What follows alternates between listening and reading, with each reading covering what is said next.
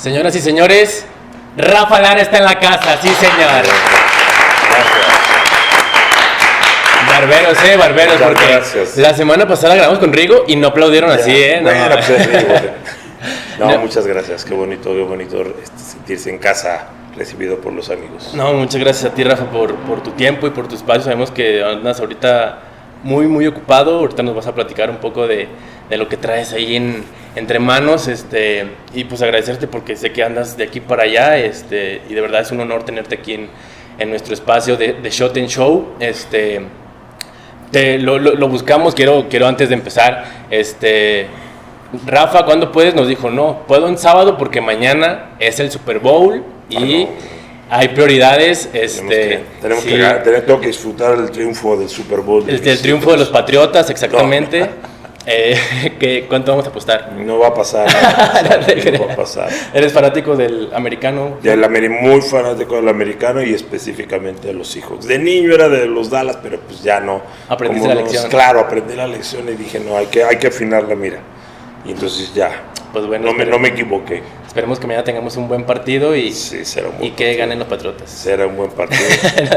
Lástima por Bad Bunny, pero bueno.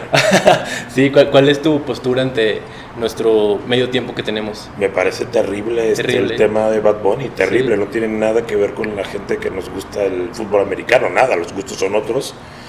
Pero además es que en un momento tan complicado para los latinos, específicamente en Estados Unidos, poner a Bad Bunny como ejemplo de los latinos en Estados Unidos, híjole, complicado. Sí. Complicado. Si uno se pone del otro lado y diría, híjole, como que sí te dan ganas de mandarles a que se los lleven a otro lado. Porque, y eso no somos claro. Mucho más que Bad Bunny. Exactamente. Es lo que es, signo de los tiempos. Pero bueno, Rafa, andas ahorita muy ocupado, tareado, estás por estrenar película. ¿Cómo son tus días antes de...? Por lo regular se piensa, ¿no?, de que estoy grabando película, estoy ocupado, estoy de aquí y ya terminé, pues bueno, me echo a la cama, a la hamaca, perdón. Pero por lo regular también cuando estás por estrenar hay mucho que hacer todavía también, ¿no? Hay que darle difusión, hay que distribuir, va a ir a cines, va a ir a plataformas. ¿Cómo son tus días ahora antes de estrenar?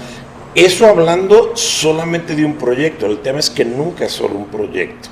Digamos que yo comencé muy chavito en esto, comencé a dirigir a los 19 años, tengo 34 años de carrera ininterrumpida, y esto me gusta transmitirlo mucho, sobre todo a la gente joven y en los cursos y en las clases y en las conferencias que doy, porque la gran mayoría de los que queremos entrar a esto, creo que estamos en esa lógica de, ¿cómo entro al cine? ¿Cómo entro al medio artístico, al medio audiovisual, si no tienes contactos? Que claro que son importantes, si no sé por dónde. Y para mí parte del secreto ha sido siempre estar generando no uno, o sea, jamás estoy en un proyecto, nunca. Siempre estoy con varios proyectos, o sea, estoy escribiendo y tienes 3, 4 encima de la mesa en diferentes etapas. Entonces yo ahorita, ojalá y solamente tuviera que estrenar una película que además se terminó hace 2 años, sí, claro. o sea, porque el proceso es así. O sea, de que tú escribes una película y llega a las pantallas, si tienes suerte, probablemente pasarán 3 años. Eso sí tienes suerte, incluido llegar a las pantallas, porque ya hoy en día ya solo llegar a las pantallas, ya hacer una película, ya no tiene una garantía de que llegue a las pantallas. Estoy hablando de las pantallas de cine. Sí, claro. ¿Sabes? O sea, porque se puede llegar a plataformas, se puede subir directamente a redes, pero llegar al cine es ya un logro titánico, no importa cómo te vaya a ir, porque desde la pandemia los gustos cambiaron, el mercado cambió, la forma de entretenimiento cambió para siempre, para bien o para mal, es lo que es, hay que asumirlo. Y entonces, por un lado tengo el estreno de esta película muy entrañable, Hijo de Familia, una comedia familiar que afortunadamente no solamente no ha perdido, sino más bien ha ganado vigencia por los temas que toca, pero al mismo tiempo, pues ahora en el segundo semestre estreno la serie que acabo de terminar en España, hace unos pocos meses terminé esta coproducción México-España, que se va a estrenar a nivel mundial ahora en septiembre, pasando el mundial, y al mismo tiempo estoy ahora moviendo 2 películas, 2 series, escribiendo lo nuevo, entonces en realidad nunca es una sola cosa, ¿no? Me encanta cuando dices, bueno, terminas el proyecto y a la cama, ojalá. Sí. Yo particularmente soy como hiperactivo y pienso que cuando uno se muere vas a dormir mucho, entonces en general duermo poco. Okay. Me gusta mucho estar creando todo el tiempo, específicamente escribiendo. Hay diferentes tipos de proyectos. Yo divido los proyectos, las películas en 2. Las que yo quiero hacer y las que yo puedo hacer. O sea, porque esto también es un oficio, también es una forma de vida. Negocio y es súper difícil, es una industria. Y es súper difícil y evidentemente una película como Hijo de Familia, sin demeritar en absoluto lo que es, tiene otro tipo de pretensión y otro tipo de lógica desde su creación y desde su planteamiento frente a la industria de lo que podría tener. Por ejemplo, la serie que voy a estrenar es muy mía, es de las cosas más autorales que he hecho, como Pancho Villa, por ejemplo, como es de época transcurre mayormente en Europa, pero sobre todo tuve algo que es muy difícil y que afortunadamente en los últimos, se dice fácil, 8 o 10 años de mi carrera ya he podido conseguir, o sea, me tomó 20 años llegar ahí, tener prácticamente control total y absoluto de las decisiones. Eso cuando es tu película, bueno, como quiera que sea, pero lidia con plataformas, lidia con grandes ejecutivos que te digan, confiamos en lo que haces y vas a poder trabajar y contar la historia como tú quieres, con el casting que tú quieres, con el corte que tú quieres, con el equipo que tú quieres, pues es algo extraordinariamente difícil. Entonces, bueno, estoy en ese momento, en esa vorágine. Siempre digo también, la buena noticia es que ya acabaste la película, la mala noticia es que ya acabaste la película. Somos eternos freelancers, ¿sabes? Pues para mí el premio más importante que existe en esta industria, porque es el único que es incuestionable, no es esa estatuita ni ninguna otra, no es la Palma de Oro, no es el Oscar. El premio más contundente y para mí el mejor que existe en esta industria se llama continuidad, porque creo que es lo más difícil, pero al mismo tiempo es lo más incuestionable que existe. Cuando tú terminas una película o una serie y tienes una siguiente, y tienes una siguiente, y tienes una siguiente, vale, pues el premio. Algo estás haciendo bien. Claro. Algo estás haciendo mínimamente bien. De la inmensa mayoría de los proyectos de cine, menos del 0.5 logran ver la luz. Del 100% de proyectos de cine. Eso te habla muchísimo de lo complicado que es. Del 100% de directores que llegan a hacer una primera película, cerca del 90% jamás llegan a hacer una segunda película. Y menos del 2% llegan a hacer una tercera.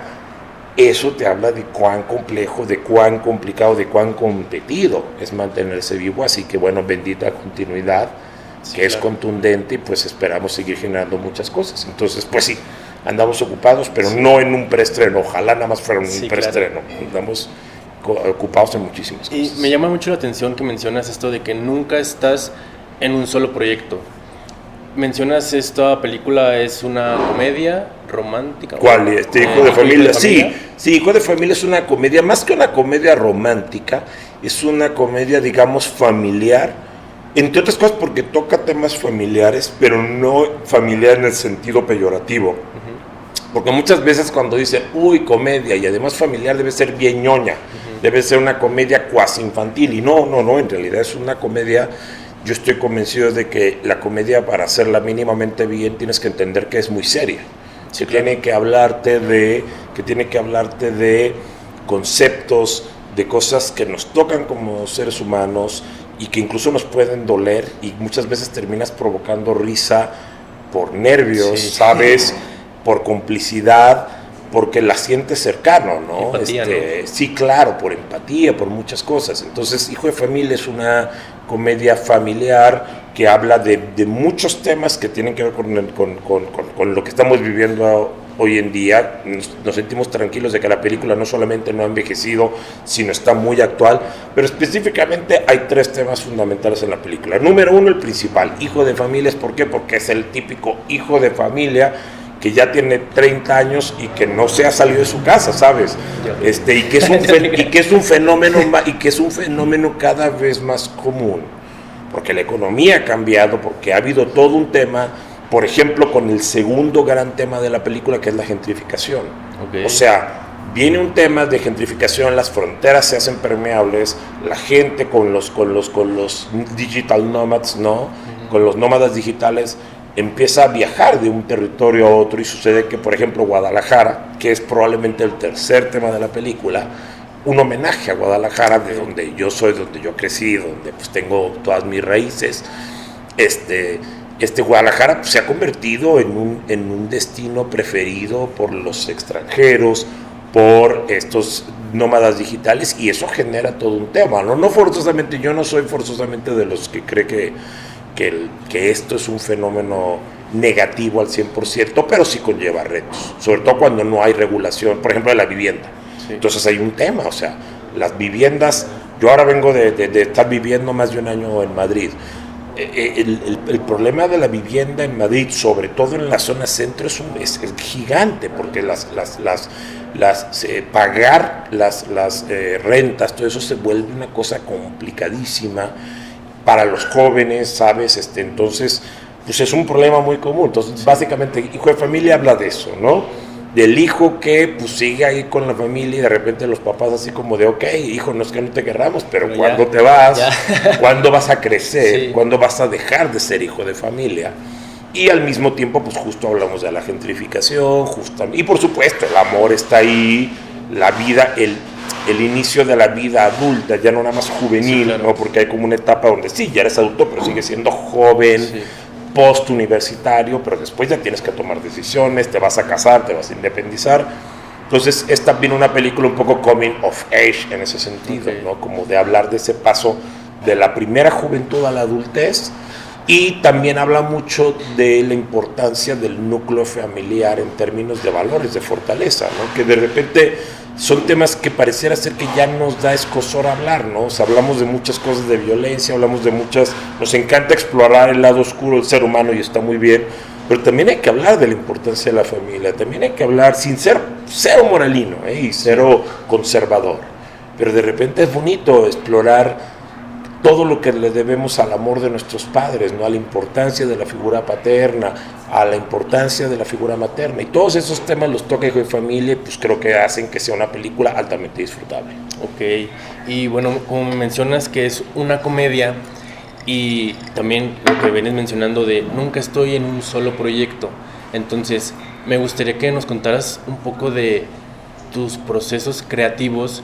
Quiero imaginar, bueno, yo volteo a ver tu filmografía y pues noto mucha, pues no sé si variedad sea como la palabra correcta de describirlo, pero me refiero a que, por ejemplo, 5 de mayo me lleva como que a un lugar, ¿no? Pero también volteo después y digo, de brutas nada, o sea, como que no están, no las veo tan parecidas, claro. Que vaya, o sea, veo como mucha...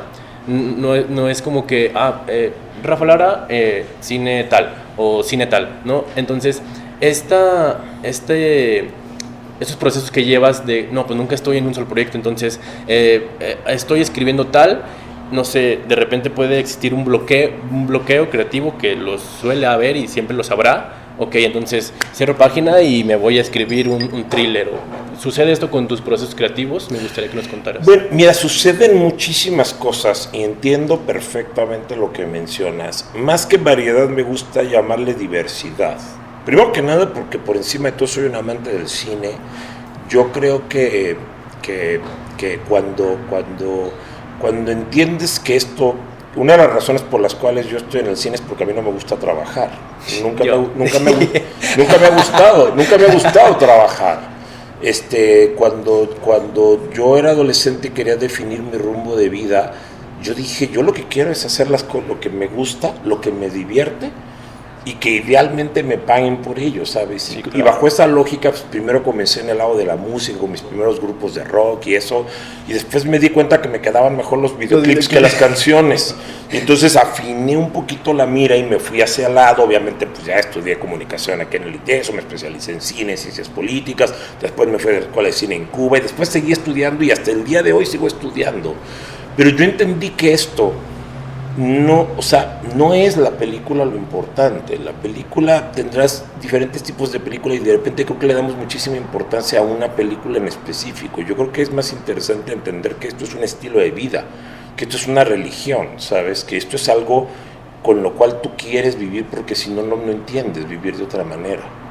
Y entonces a partir de ahí, la verdad es que aprendí mucho a relajarme y a desligarme mucho también del que dirán en el medio, porque creo que y no lo digo de una manera crítica, digo de una manera como lo puedo asumir yo.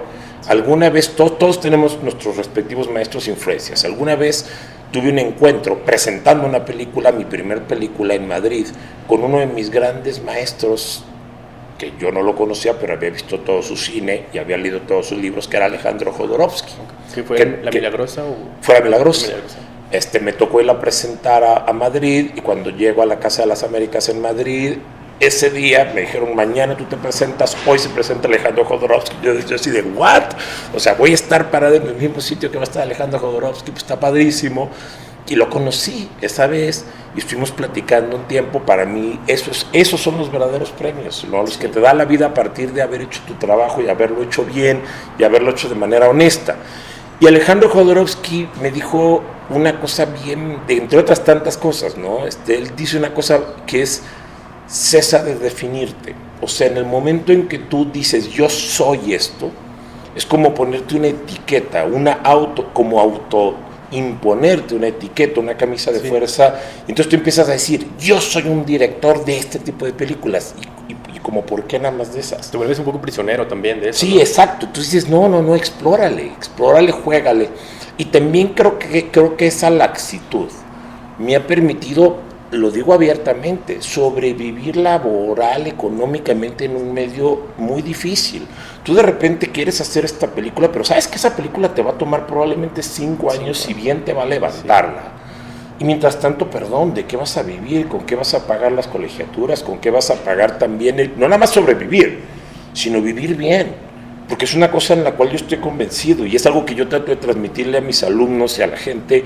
Este chip, por demás, ya a mí me parece muy trasnochado, de que el artista, cualquier cosa que sea, a lo que sea que se dedique, tiene que pasarlo mal, y si te vendes, es como que te estás prostituyendo. Dices, perdóname, ¿por qué?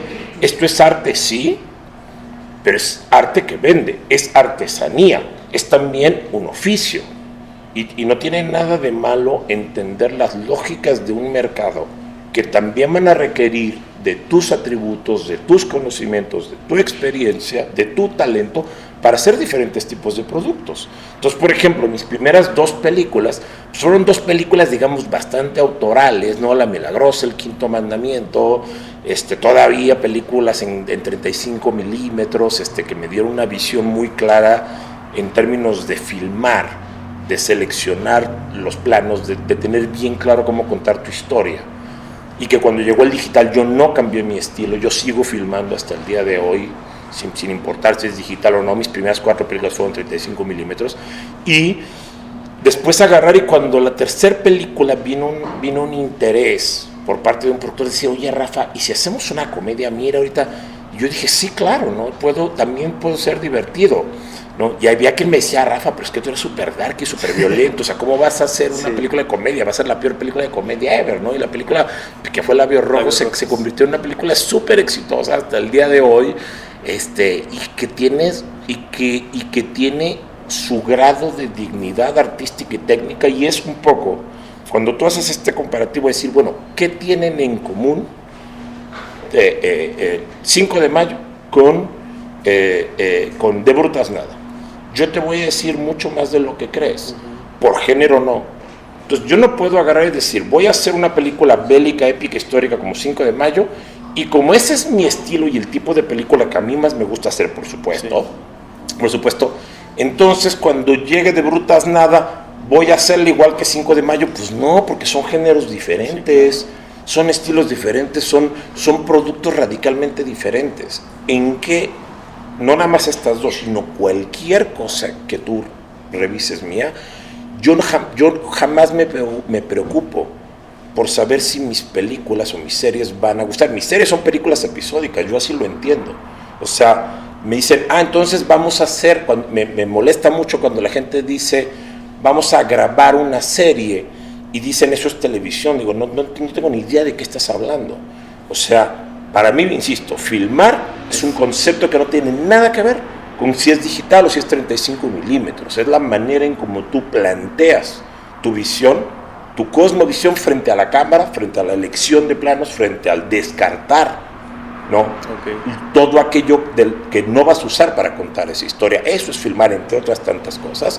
Y después, para mí las series es, si yo hoy le llego a Disney, que es con quien he estado trabajando sobre todo en los últimos años y que ha sido una maravillosa experiencia, y digo, con Disney o con cualquier otra plataforma, tengo una película de 5 horas, probablemente me digan, estás loco, Rafa, nadie ya hace una película de 5 horas, pero si les dices, tengo 5 episodios de media hora, 10 episodios de media hora, te dicen, perfecto, vamos a hacerlo. Y en realidad sigue siendo tu película de 5 horas. Lo único que es Pancho Villa, le quitas los créditos. Es una película de 5 horas. La pegas y es una película de 5 horas. Lo estoy diciendo en serio. La estructura es de cine, la técnica es de cine, los diálogos, todo respira cine. Lo mismo pasa con cualquier cosa que hago yo. Y algo en lo cual también procuro mantener, si hablamos de un sello autoral, es el rigor técnico artístico. Yo no me preocupo no me puedo preocupar por saber si mi película le va a gustar o no a la gente. No tengo ni idea cómo carajo se hace eso. Yo sí sé que me gusta a mí. Yo sí sé cómo me gustan a mí ver las series y sé cómo me gusta ver las películas. Y si voy a hacer una comedia, una película que a mí me gustaría ver, una comedia que a mí me cause risa, pero yo no puedo saber si eso va a ser exitoso. No lo puedo saber. Específicamente mis comedias han sido muy exitosas, ¿no? Y por eso es que me han llamado y pedido. He de reconocer que en los últimos años he estado rechazando, porque afortunadamente ya un poquito me gané ese derecho de poder elegir mis proyectos y en qué quiero trabajar, no porque no me guste ni porque lo considere indigno, sino porque ahorita me interesa eso por otro lado. Pero entre otras cosas me llaman mucho a hacer comedia, siendo un director muy dark y muy violento. Porque las comedias han sido exitosas y de repente me dicen, mira, qué buena suerte, nos volvió bien. Y 3 temporadas de Brutas nada se dice fácil. ¿Cuántas series en español han logrado 3 temporadas a nivel internacional? ¿Cuántas? Muy poquitas, muy poquitas. Casualidad, suerte, no lo sé, no estoy tan seguro. Sí te puedo decir que tanto mis series como mis películas tienen en común un absoluto rigor técnico, artístico, artesanal. O sea, es una comedia bien. ¿Qué género es? Bien, vamos a hablar de géneros. Bien, la narrativa. ¿Por qué vamos a elegir estos lentes? ¿Por qué vamos a elegir esta paleta de color? ¿Cuál va a ser el arte? ¿Por qué cada personaje? ¿Cuál va a ser el diseño del personaje? ¿Cómo vamos a trabajar con los actores? Vamos a trabajar con actores de verdad, no con estrellas, con actores. Ese nivel de rigor está en toda mi filmografía. Entonces, ¿te puede o no te puede gustar? Yo no puedo controlar eso, no puedo controlarlo. Oye, no me gusta ninguna de tus películas, pues listo, brother, o sea, no te gusto yo, that's it, es así, ¿no? Para mí, la verdad es que no estoy interesado en coleccionar likes. En dado caso, los likes que me gustan son las del siguiente tipo que me sigue poniendo el siguiente $1,000,000 para contar mi historia, que se dice fácil, pero escribe una historia y salte a la calle a buscar, no digo $1,000,000. No digo $1,000,000, salte a buscar 100,000 pesos para contar tu historia y vas a ver cuán fácil será. Sí. ¿Sabes? Cuando ya tú has tenido más de $50 millones para contar tus historias, algo estarás haciendo mínimamente bien. Y esos son hechos, y son hechos que creo que tienen que ver con trabajar mucho, pero también con tener mucha conciencia de en dónde estás parado. Entonces yo entiendo muy claramente que hay productos que son más autorales, productos que son más comerciales en el buen sentido. No entiendo yo por qué cuando decimos hace cine industrial, haces una serie comercial, es como si fuese una especie de ofensa, ¿no? Y es como si, mira, un director prostituto, ¿no? Porque, bueno, está bien, allá tú, ¿no? O sea, muchas gracias por eso. O sea, yo sigo mi vida, sigo mi carrera. Lo importante es que siempre hay alguien, y la ventaja es que cuando ya llevo, como te digo, en los últimos, se dice fácil, de 34 años de carrera, probablemente los últimos 15, pues mi teléfono suena, mi email recibe mensajes diciendo qué es lo siguiente que vas a hacer. Y lo que sea, yo le pongo dinero. Bueno, pues that's good, ¿no? Eso quiere decir que que ahí vamos, ¿no? Entonces, ahí obedece un poquito. Cuando me preguntas, ¿qué tiene en común de Brutas Nadie, 5 de mayo? Todo eso. Un absoluto rigor, una claridad, una apuesta, con muchísimo conocimiento de causa. Tengo muchas malas costumbres, entre otras me rodeo de gente más capaz que yo, más inteligente que yo, más experimentada que yo. Entonces, también trabajo con crews muy fuertes, muy sólidos, que me permiten entonces llegar al set muy suelto. Okay. Muy suelto, ¿sabes? Jugar, divertirme, contar la historia como quiero y entender que es un proceso grupal. Dejar de lado el ego, disfrutarte, quedarte con la experiencia humana y ya. O sea, que Dios nos bendiga a todos y eso llegará donde tenga que llegar. Y repito, el mejor premio se llama continuidad, no hay otro. Exactamente. Pues bueno, maestro, ya que entramos en confianza y que nos vas a contar un poquito más sobre ti, quisiera aprovechar para, ¿te gusta el tequila? Me encanta. Te encanta, sí, claro. Intravenoso. Bueno, tequila que nos mandó nuestros amigos de Tequila Carranza, que lo vamos a abrir, yo soy pésimo abriéndolo, ojalá y Diana me ayudara. Muy bien. ¿Tenemos caballitos, Diana? Sí. Muy bien. Para probar a ver qué tal. Y terminamos, Diana. Esto es hasta que nos pongamos borrachos uno de los dos. El primero que se embriague pierde, ¿va? Ay, Challenge accepted. Exactamente. Ay, nomás que coste que avisé. Sí, que está cerrado. Sí, es que yo no tengo tanta experiencia con el tequila. Se puede ver aquí. Aquí. Pues qué rico. Maestro. Muchísimas gracias, querido. Y pues que nos acompañen ahí en casa la gente que nos está viendo. El mío un poquito más llenito porque no, los que vieron el episodio pasado saben lo que pasa cuando bebo tequila. Entonces, que nos acompañen ahí con lo que tengan, soda, un vaso de leche. Salud, maestro. Salud. Muchas gracias, salud, chicos, salud a todos. Salud. Así de... Sí, pues así se toma el tequila, ¿no? No, así lo... traguitos. Discúlpeme usted, el tequila así lo toman las gringas. Yo soy una gringa. El buen tequila, igual que el mezcal, perdón, ¿sí? Se paladea, se disfruta despacio, no hay prisa. No, es que yo soy un atascado. No hay prisa, sí, ya veo, no. Buen tequila, el buen tequila y el buen mezcal es así, despacito, no hay prisa, no hay prisa. Ok, bueno. Maestro, Creo. Sí, no, claro, no, adelante, si quieres ahorita rellenamos de nuevamente. Sí. Me quiero ir ahora un poquito, unos años más atrás. Estudias, bueno, naces en Ciudad de México. Sí. Y vienes acá a estudiar. Sí, llego acá con mi primera adolescencia, ya con mi papá, con familia, por su trabajo. Y ya aquí nos quedamos. O sea, entonces realmente pues, yo me considero tapatío por adopción. Quieras que no, pues durante tu infancia pues todavía eres un ente en formación, ya a partir de tu adolescencia empiezas a convertirte en ti mismo, entonces pues ese aterrizaje me lo dio Guadalajara, mis amigos, mi familia, pues todos viven ya, la gran mayoría viven acá, entonces pues he crecido en esta tierra, estudié en la preparatoria del Colegio Cervantes, después en el ITESO y pues desde entonces vinculado, aunque... También he de decirlo, cuando yo terminé la carrera, que estudié Ciencias de la Comunicación en el ITESO, bendita escuela, bendita universidad, que además los últimos 2 años te permite especializarte en un área técnica y en un área teórica. Yo me especialicé en dirección de cine y en ciencias políticas y sociales. Yo sí tenía muy claro que en ese momento Guadalajara estaba pues todavía muy en pañales, o sea, yo sí claro. Tenía una visión muy clara de que yo quería hacer cosas en grande y que Guadalajara en ese momento no era un sitio propicio. O sea, lo primero que hice después de que me gradué fue curarme la cruda con una torta ahogada y después treparme a un camión, a un autobús barato porque no tenía nada de dinero y me fui a Ciudad de México y dije yo no vuelvo a Guadalajara. ¿Cuántos años tenías? Pues te estoy hablando de 1996 cuando me gradué. Ok, te gradúas y a los meses, a los días... Cuando, es verdad, al otro día me voy a Ciudad de México a buscarme trabajo y y como te digo, me dije a mí mismo, yo regreso a Guadalajara cuando realmente esté en una condición de estar haciendo lo que quiero. Más de alguna vez intenté regresar a Guadalajara a hacer cosas, pero no había condiciones. No había condiciones, ahora recientemente las hay.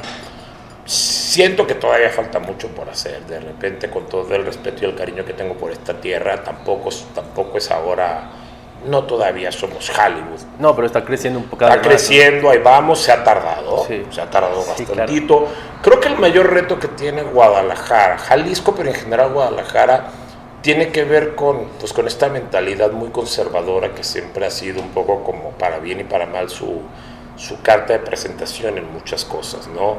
Y me refiero a que, por ejemplo, uno lidiaba mucho, yo de repente quería traer proyectos acá, y lidiabas mucho, por ejemplo, con la visión conservadora de los inversionistas, de los industriales, ¿sabes? De la gente, al final del día, suena muy capitalista, como lo voy a decir, pero el cine es un deporte de millonarios, o sea, aquí, por más independiente que sea tu película, se requiere mucho dinero, muchísimo dinero.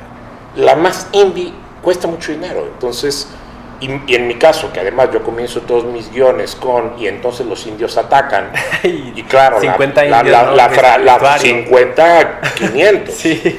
¿Sabes? La frase solita es bastante, ¿quién me manda a mí a escribir esas cosas? Veías que todo el tiempo había mucho miedo, había mucha cosa de, ay no, pero ¿y cómo lo voy a hacer? Y no sé qué, ¿y qué pasa si no funciona? ¿Y qué pasa si no? Y todo el tiempo, y no se puede operar, no se puede crecer. Nada puede crecer si estás movido por el miedo, ¿no? Por el qué va a pasar, pues no lo sabemos, ¿sabes? Vamos a intentarlo. Entonces, tomó mucho tiempo para que yo pudiera venir. En los últimos años he tenido la fortuna de que traje como showrunner y como director, traje 2 temporadas de Brutas Nada, donde hicimos capítulos muy específicos aquí en Guadalajara, en Puerto Vallarta, en este pueblo maravilloso, ¿cómo se llama? Un pueblo maravilloso que es así como la Suiza de Jalisco, por ahí por Mascota, por toda esa parte. Se me olvidó ahorita el nombre, pero, y no es el tequila, pero también obviamente Pancho Villa, que hasta donde yo tengo entendido es la producción más grande que se ha hecho en la historia de Jalisco. Esa sí fue completamente hecha en Jalisco, y que pues, es de las cosas más personales y que más satisfacciones me ha dejado en la vida. Mi peliculota de 6 horas, porque eso es Pancho Villa, una película de 6 horas, en donde participaron más de 1,000 personas, ¿sabes? O sea, se dice fácil, pero estamos hablando de una cosa muy grande, pues con eso, con batallas, época, efectos visuales, un chorro de efectos especiales, más de 100 caballos, cientos de extras en el set. Y después pues vino Hijo de Familia, entonces pues ya digo, bueno, dentro de todo pues ya he filmado una película, 3 series, pues estamos aportando nuestro granito de arena al crecimiento de la industria en Guadalajara, y me siento muy bien que ahora ya haya más condiciones. Creo que tenemos que seguir levantando la vara, pero pues es un buen momento, y Jalisco pues todavía Guadalajara, con todo lo mucho que aún le falta, sobre todo quiero yo que es de mentalidad que de otra cosa, porque los fierros no hacen el cine, el cine lo hacemos las personas, los artistas. Entonces ahí es donde creo que falta todavía un poquito más de visión de largo plazo, y de rigor, ¿sabes? De rigor técnico, artístico. De repente confundimos cine independiente con cine amateur, y son cosas completamente diferentes. O sea, al final del día no importa si yo he hecho producciones que cuestan muchísimos millones de dólares y he hecho cine prácticamente sin dinero, y no cambia la visión de lo que es filmar, de lo que es ser profesional. No se puede ser profesional a medias, no existe esta cosa de es muy profesional, es poco profesional, se es profesional o no se es, punto. Tiene que ver con una cuestión de exigencia, de visión. Pero bueno, Guadalajara ahí va, y pues qué bueno que estamos ahí aportándole, que espero, aportándole a la historia de esta bella ciudad. Sí, claro. Entonces, te vas a Ciudad de México y ahí unos años llegaste a trabajar en Televisa, ¿no? Si no mal recuerdo. Llegué a trabajar en Videocine y en Argos el mismo día. Órale. Es que yo llegué primero a buscar donde yo quería trabajar. Sí. En esos años, estamos hablando de 1996, la única productora de cine que existía como tal era Videocine, que era de Televisa. y que el director general era un señor llamado ni más ni menos que Roberto Gómez Bolaños Chespirito. ¿Cómo fue esa experiencia? Maravillosa, lo adoro. Yo era pues fan de Chespirito, y en la mañana le fui a tocar la puerta a una productora que recién nacía, que se llamaba Argos, de Pigmeno Ibarra, y que querían hacer cosas de ficción con política. Mis cortos eran de ficción con política. Había hecho un mediometraje aquí en Guadalajara que se llamó Bienestar para tu Familia, que fue como de las primeras cosas que como estudiante empezaron a dar de qué hablar, que me llevó al Festival de Cine de La Habana, en fin, o sea, empezaba yo como a hacer ruido con esas cosas. Y fue maravilloso, o sea, el mismo día en la mañana fui a buscarle, toqué a la puerta a Pigmeno Ibarra, vio mi trabajo, mis cortos, y me dijo: tú eres director, te faltan horas de vuelo, pero aquí las vas a tener, tal cual, y me contrató como director. Y en la tarde le fui a tocar la puerta a Chespirito. Chespirito vio mis cortos y dijo lo mismo: tú eres director, estás muy joven, pero vas a ganar experiencia y yo te voy a debutar en el largometraje y quiero que trabajes conmigo. Y fue maravilloso. Quiero que trabaje conmigo, porque siempre era muy respetuoso Chespirito, maravilloso, señor súper culto, súper inteligente, muy selectivo, y la verdad es que siempre me trató muy bien. Estuve trabajando con él y así comenzó como mi carrera allá, aunque yo en realidad desde Guadalajara yo ya trabajaba como director en una productora de una ONG, y pues, o sea, mi carrera, para bien o para mal, desde los 19 años ha sido siempre como director, siempre como director, guionista, productor, en algunos casos fotógrafo, en algunos casos compuse la música original, o sea, no por exceso de ego, sino por necesidad, porque pues cuando tú dices vamos a hacer todo esto y pues no ves todo el ánimo y ves que no todo el mundo tiene la misma energía, pues dices, ninguno, ok. ¿Quién levanta la mano? Nadie. Bueno, listo, pues ni modo, no me pongo delante de cámara porque ya no me da, ¿sabes? Y así fue como comencé. Sí, pero entonces, ¿les dices que sí a ambos o terminas yéndote por videocine? A los dos. A los dos, y tuviste... Estaba yo ahí, pues lo que pasa es que era una chamba que se prestaba para eso. Era como freelancear aquí, freelancear acá, pero constantemente. Entonces, pues entré como con el pie derecho en ambas productoras. Pero esto creo que fue como principios del 2000. 96, 97 más o menos. Y creo, si no mal recuerdo, hay un cortometraje que ahorita se me escapa el nombre, que fue en el 2002. Nadie escucha 2000. ¿2000? 2001. Ok, ¿y esto lo produces bajo videocine o...? No, eso lo produzco yo después de que me cansé de que me rechazaran en todos lados.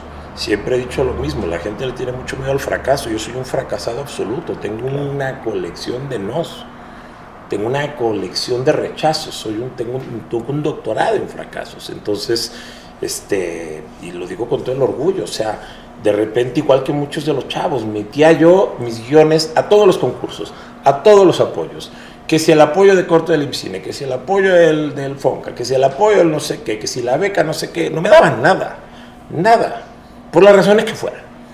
Y entonces llega un momento en que dices, ya me harté, ya me cansé de esperar y de pedir permiso, igual lo voy a hacer.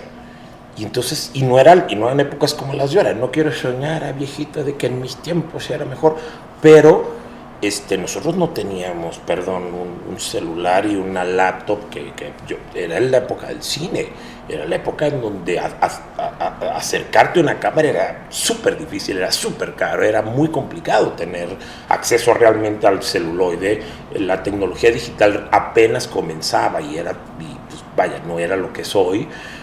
Entonces, querer hacer cine era una cuestión de verdad, de ser suicida, de querer serlo. Entonces, pues yo en lugar, digamos, de comprarme un carro con mis ahorros o de darle enganche para un departamento, pues me pagué mis cortos, ¿no? Y cuando dije estoy listo para mostrar algo más, hice este corto que fue Nadie Escucha, y que le va muy bien en festivales y que pues me empieza a abrir como puertas para cosas más grandes, ¿no? Que me empiezan a llamar de Estados Unidos, que me llevan o sea, vaya, a mí me gustaba decir, ¿y tú qué haces? ¿Tú qué quieres hacer? ¿No? Y yo decía, yo soy director.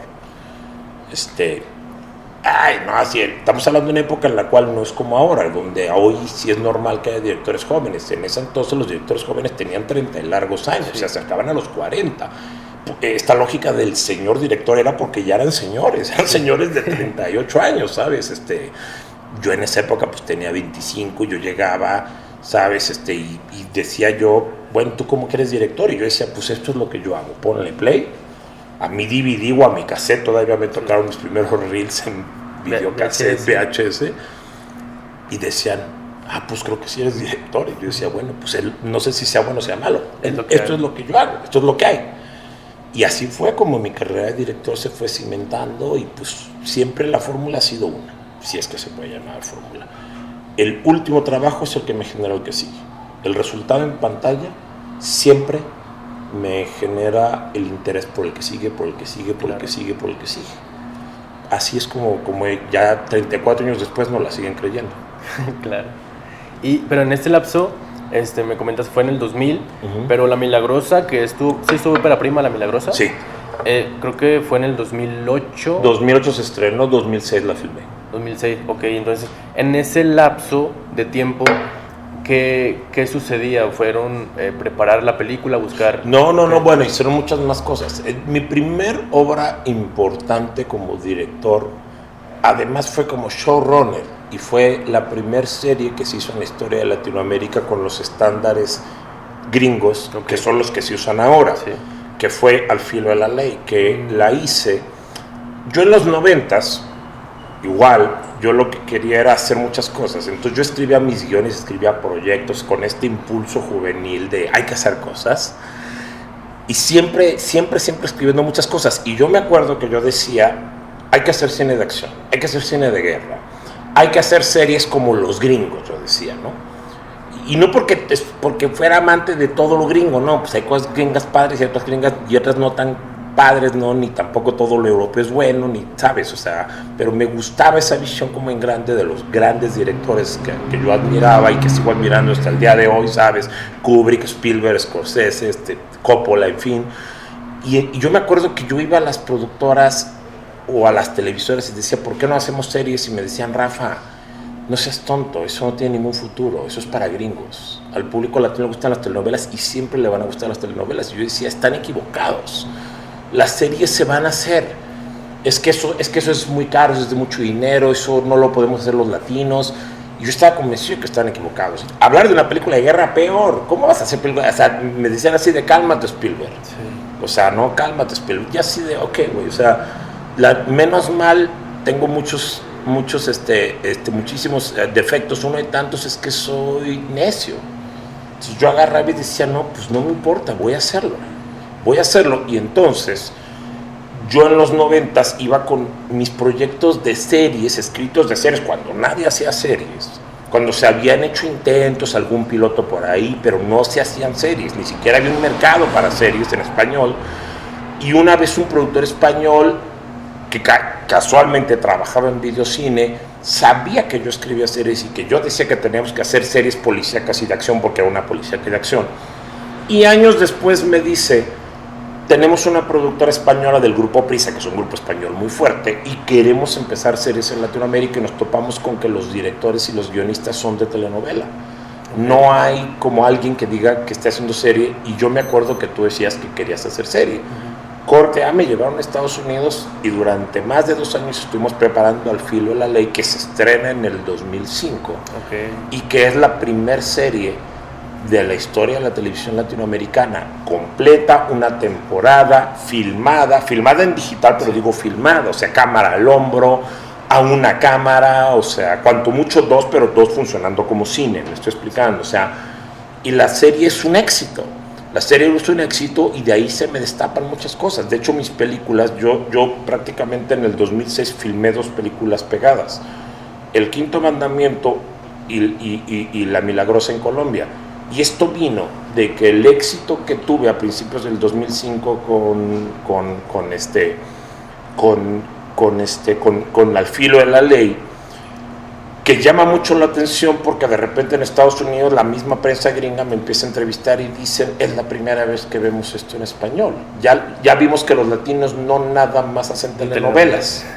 Y tal vez no es porque yo fuera yo tan bueno, es porque era el más necio, ¿sabes? Y ahí también aprendes eso, ¿no? Que pues hay veces en que es un tema de estar ahí, de ser necio y de creer en ti. Y entonces digamos que Al filo de la ley es mi gran salida y además una gran escuela, porque era nacer 3 episodios filmados, Sí. pues es una escuelota de 1 hora cada uno, de 55 minutos.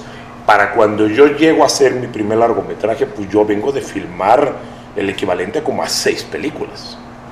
Y eso, ese oficio pues te permite llegar bastante más aceitado a la hora de que tienes que enfrentarte al 35 milímetros y a contar una historia con los límites de filmar todo. Hasta el día de hoy sigo filmando igual.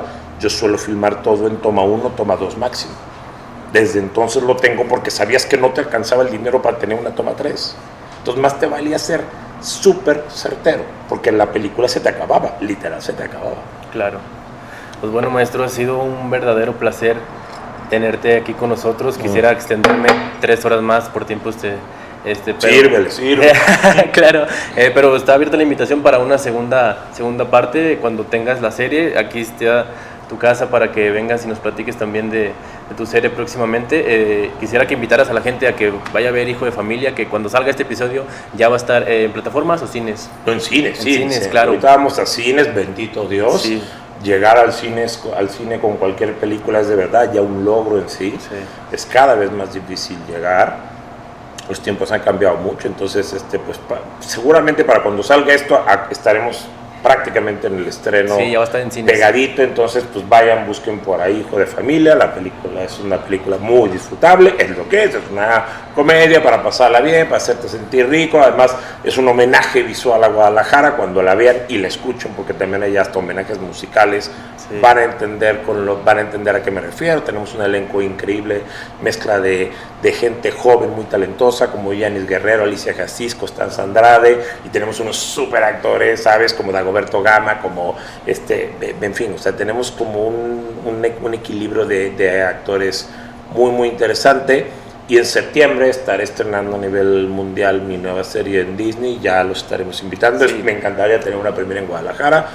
Sé que vamos a tener por lo menos en Ciudad de México y en Madrid, pero pues aquí seguiremos, ¿no? Sí, ahora sí que, como dicen las abuelitas, si Dios quiere, aquí seguiremos haciendo cine, contando historias. Sí, cuando se estrene la serie, aquí insisto, tienes la invitación para que nos platiques aquí de tu serie, y muchísimas gracias nuevamente por brindarnos tu tiempo, tu espacio, y pues nada, maestro, muchísimas gracias. Gracias a ustedes, gracias de verdad por este apoyo. Necesitamos estas pantallas para seguir existiendo. El reto que tenemos por enfrente, no nada más con los cambios en la industria, con los estudios, sino también con el tema de la inteligencia artificial, pues es muy fuerte, ¿no? Entonces somos nosotros la resistencia, claro. Somos nosotros los que tenemos que mantener viva esta revolución llamada cine.